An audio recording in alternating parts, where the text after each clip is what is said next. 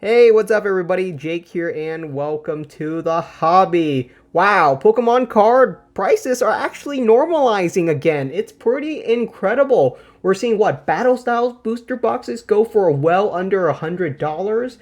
Vivid Voltage booster boxes are going for 120. Chilling Rain booster boxes are going for $120. Shining Fate Elite Trainer boxes are going for as low as $60. This is really fantastic that all of these really new modern Pokemon card sets, actually these are the last 4 Pokemon card sets released, and they're all going for really affordable prices again. So I'm really glad. And so with Pokemon card prices normalizing again, I'm starting to add a lot more cards back into my collection. I recently sold some of my older Pokemon cards, and I'm going to use some of that money to buy some new products. And a lot of these products I'm buying at MSRP, or what I consider to be really cheap prices. So I'm going to go over some of the products that I bought recently with you guys. And honestly, this is not a recommendation video. This is not me saying, hey, you should buy these stuff as well. It's more of me showing you what I'm collecting and what I consider to be affordable. And it could open up your mind that right now a lot of Pokemon card prices are actually a little bit underrated, with prices really dropping on a lot of different products. So what have I been picking up? Let's go over some of the cheaper stuff first. And these are some really great Pokemon cards. I recently picked up a bunch of Charizard V promo cards. I think these are some of the coolest Sword and Shield promos that are really affordable right now. I picked up quite a few of these. 1, 2, 3, 4, 5 copies in mint condition, and all really fantastic. I bought these for I think around $4 each, so really affordable. Each one is, what's that, like a Starbucks coffee? It's no big deal. I'm not gonna lose any sleep over these. And as far as promo cards go, I think these are really fantastic. You really don't see a lot of Charizard promo cards floating around, and in the Sword and Shield promo set, we're really inundated with a ton of really terrible promo cards. So yeah, the Charizard V, I'm happy to pick up a couple of these. I mean, are you going to open up $100 Champions Path Elite Trainer box just to pick up one of those? What else did I pick up? I picked up a bunch of different Tag Team GX cards recently. Tag Team GX are some of my favorite Pokemon cards. They're all really gorgeous, and I happen to find a bunch of them going for really affordable prices through different listings, and I just picked up a bunch of these. What you're seeing on the screen would be the prices that I paid for these. Why am I doing that? I honestly think it's really fantastic to label the prices on these cards. Why do I want to do that? I think that it's a great timestamp. So what does that mean? It means 5 years from now, you can go back, look at this video, and see what these card prices are. And that could mean all kinds of different things. Maybe these card prices didn't go up at all. Maybe they went up a ton. Who really knows? But it's nice to have a timestamp on what the value of these cards were at a specific point in time. So I love cataloging those data points for the future. We got ourselves another one, the Muck and Alolan Muck. And I also picked up myself a whole entire set of the Team Up 10 promo cards. I think these are really fantastic. I have a couple of copies of these, but they were going for pretty darn good prices, and all of these cards are in mint condition, so I thought, why not? Let's pick up this set. We have the Eevee and Snorlax Tag Team GX promo card. All of these cards are promo cards, this whole entire set. I really like them. They're alternative art. They're Tag Team GX. There's just no reason for me not to pick them up. If I can find more copies at affordable prices, you bet I'm going to pick up more copies of these. They're so affordable, and you know, I just really don't know what their prices are going to be down the line.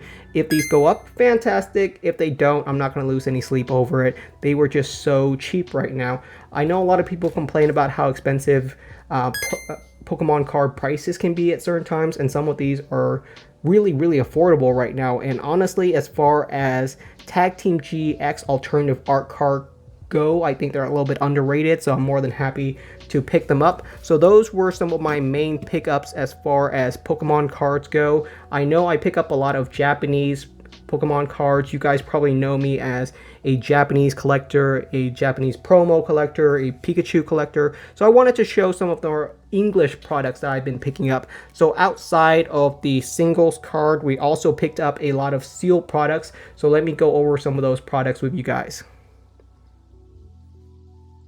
Okay, starting off with the most recent pickup, I picked up some Battle Styles booster boxes. These I picked up for right around $95, which I think is really affordable. That's pretty much what I was paying for booster boxes before the pandemic.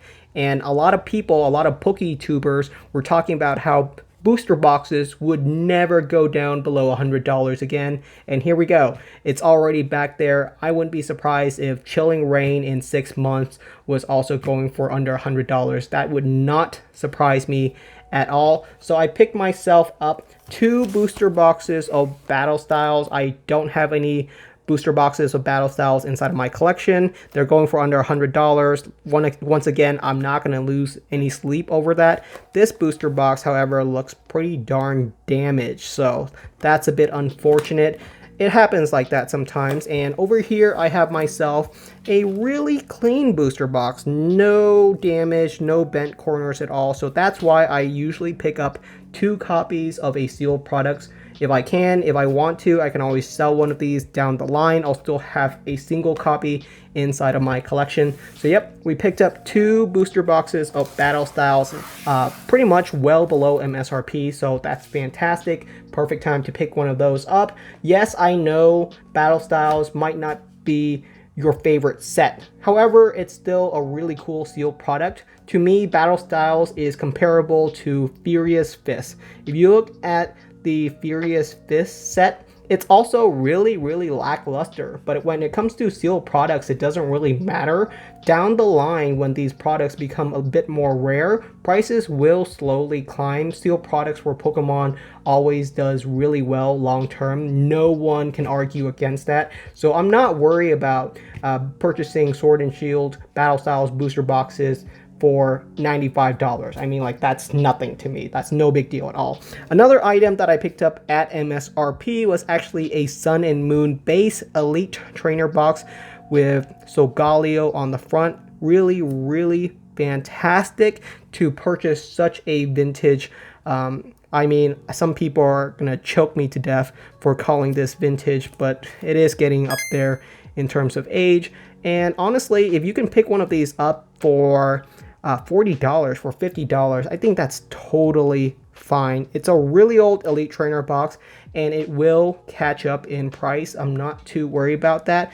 5 years down the line, this booster box, or I'm sorry, this Elite Trainer box will pretty much be in line with all of the other Elite Trainer boxes around the same age. Trust me, I'm very confident in this. I think it'll do fine long term. This is, I mean, you're already buying it at MSRP, so what's the big deal? Some other stuff that I picked up was some Shining Fates Elite Trainer boxes. I have like 2 of these inside of my collection, and I decided to pick up a couple more, keep them sealed, and maybe I can open them for the channel down the line, or just keep them because I do like Shining Fates. I think it's a really cool set.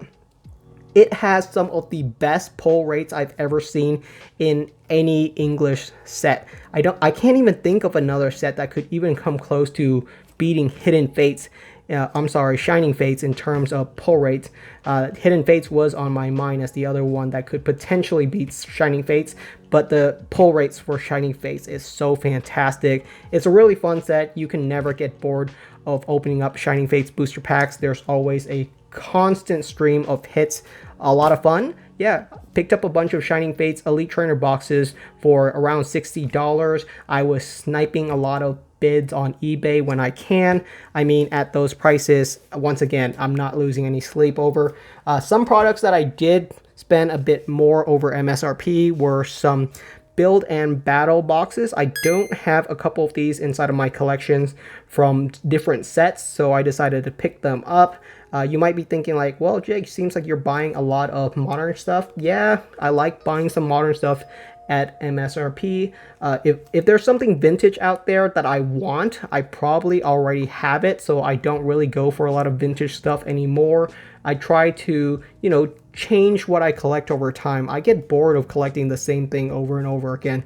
So that's why I mix it up. I like build and battle boxes. I think they're cool. As someone who goes to a lot of pre-release event and goes to a lot of tournaments, I do enjoy the build and battle boxes. They are never reprinted. They have one print run and they are never reprinted, and that's always been the case. There's absolutely no reason to reprint these because they're meant for Pokemon pre-release events only. So they're fun pickups if you want something that will, kind of retain their value since they are never reprinted. So that is a nice nicety. We got ourselves the Rebel Clash one. We picked up a Unified Minds one. This one was a little bit tricky to pick up, but I'm happy I have it now inside of my collection. I don't know which promo cards in here. That's right, every one of these contain a promo card, so it's always nice to pick this up. The Sun and Moon Unified Minds, that was the last one from Sun and Moon that I was missing. And also picked up myself a Sword and Shield build and battle box.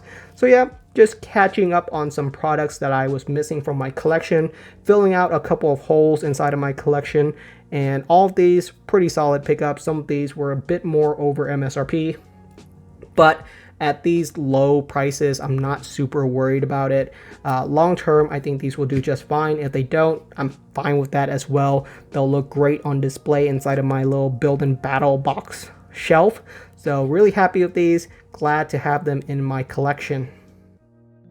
Alright guys, so those were some of the items that I've been picking up recently. A lot of affordable items that were going for under or near MSRP, and picking up some other gaps inside of my collection. It's really straightforward. I wish I could have picked up some more single cards outside of the promo cards that I picked up, but unfortunately when it comes to English promo cards, we're pretty dry when it comes to exclusive cards. There just aren't a lot of cool ones. There's a couple I can think of, but they're kind of outside of the range right now. I'll be interested in seeing where the special delivery Bidoof ends up in terms of prices. It's going to be interesting.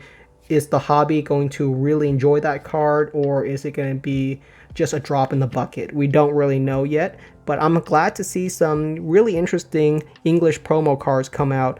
We've had over 100 Sword and Shield promo cards released, and honestly, there's probably like 4 or 5 of them that are even worth collecting. Most of the other ones are just kind of boring. So can't wait to see some more promo exclusive cards release. And yeah, thank you so much for watching. If you guys can let me know what you guys are currently collecting, then I'll be happy to hear about it. I'm always excited to see what's going on in the hobby. Thank you so much for watching, and I will see you guys next time.